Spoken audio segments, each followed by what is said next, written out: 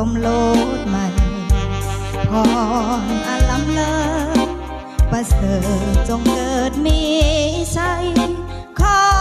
ท่านทั้งสองจงได้มันในผัวเดียวเมียเดียวสมหวังในหรือไทย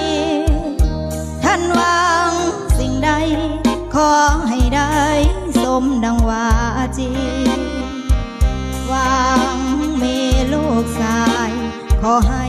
คุณผู้ดีหวังมีลูกนาลีขอจงมีราศีหุ่งเหือเมื่อท่านทั้งสองสมปองเป็นคู่กันแล้วได้เป็นผัวทิพย์เมียแก้วแน่แล้วด้วยใจหักมันหากผิดพังไป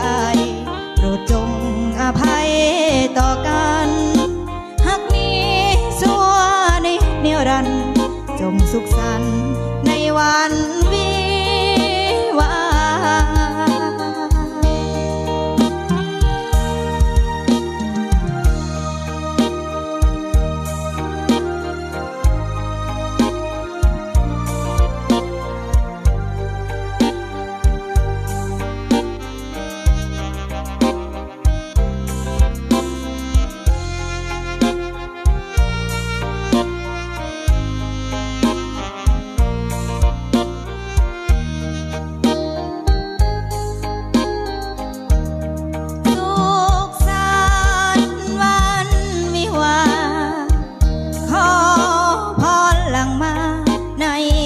วาของผู้สมโลดใหม่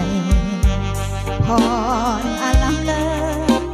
ประเสริฐจงเกิดมีชัยขอท่านทั้งสองจงได้มันในผัวเดียวเมียเดียวส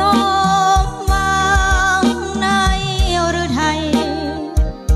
ท่านหวังสิ่งใดขอให้ได้สมดังวาจีหวังมีลูกชายขอให้คุณผู้ดี